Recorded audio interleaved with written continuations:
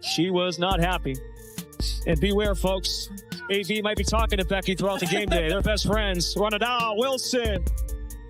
What happens when Total Power meets someone who quietly arrives and won't be ignored? Aya Wilson ruled women's basketball with MVPs, titles, and clear authority. WNBA champion, A'ja Wilson. What do you do when one phone call tells you the future is moving on without you? Behind closed doors, a choice was made and a legacy questioned. The spotlight she thought was hers shifted to the player she tried for years to downplay, Caitlin Clark. Was it pride or fear of what was coming? Caitlin Clark has captured the basketball world.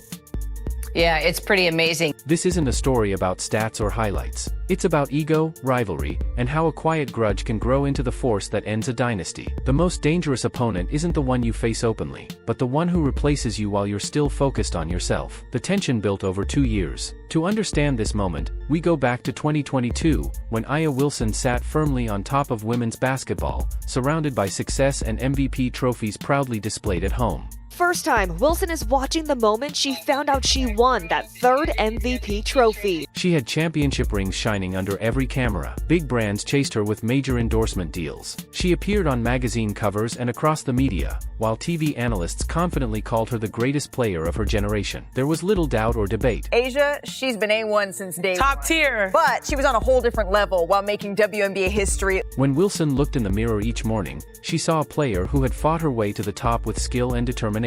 She believed she had earned the full spotlight in her sport and had no plans to share it, especially not with a college player from Iowa who hadn't proven herself as a pro. Then Caitlin Clark arrived, and everything Wilson believed about her place in basketball began to shift. Clark didn't ease into the national spotlight or wait her turn. She burst onto the scene like a meteor, breaking records and leaving defenders shocked in her path. Even before Sunday, Clark was on a record-breaking run. Suddenly, arenas sold out weeks ahead of time. Games she played in broke TV ratings the WNBA had chased for years. Sports networks were filled with highlights of her deep, almost impossible 30-foot three-pointers.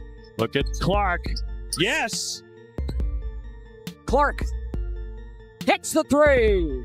Too much space. Nearly 10 million. She arrived with supreme confidence and a fearless competitive fire that reminded longtime fans of legends they thought they would never see again. The media couldn't get enough of her story. Casual fans who had never followed women's basketball were now setting their DVRs just to watch her games.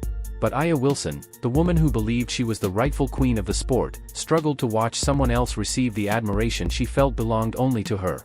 Instead of celebrating what Clark was doing for the entire game, instead of recognizing that a rising tide lifts everyone and that Clark's popularity was bringing millions of new eyes to women's basketball, Wilson made a decision that would later haunt her.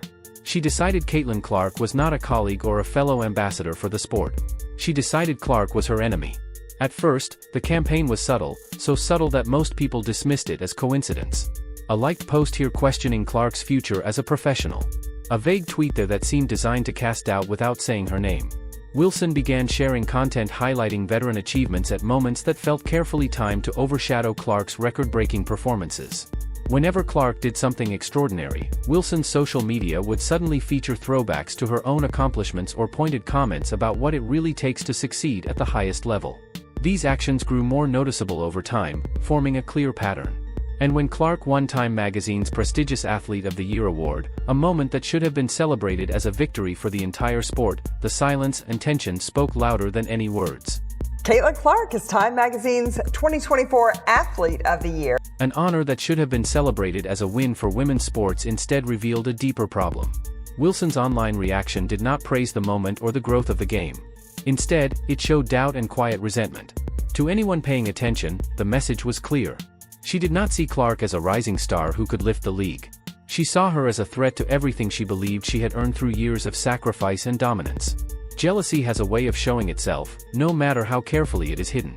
It appeared in interviews where Wilson used phrases like real impact and sustained excellence to subtly downplay Clark's influence. It showed up in passive-aggressive comments that became sharper as Clark's popularity continued to grow. It was clear when Wilson changed the subject whenever reporters mentioned Clark's achievements or asked for her thoughts on the excitement surrounding her. The biggest mistake Wilson made was turning every Clark success into something personal.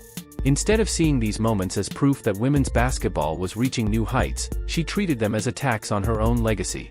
She told herself she was defending veteran players, when in reality she was protecting her ego from an uncomfortable truth: a younger, more marketable star had arrived and captured the public's attention. What Wilson did not realize at the time was that these moments were not going unnoticed. USA basketball officials were watching closely, observing every comment, every reaction, and every interaction with a professional and detached eye. Notes were being taken. Patterns were being recognized. This is the part rarely discussed by mainstream basketball media. Fans often focus only on Wilson's dominance, her awards, her statistics, and her ability to control games. But leadership, composure, and how a player represents the sport matter just as much.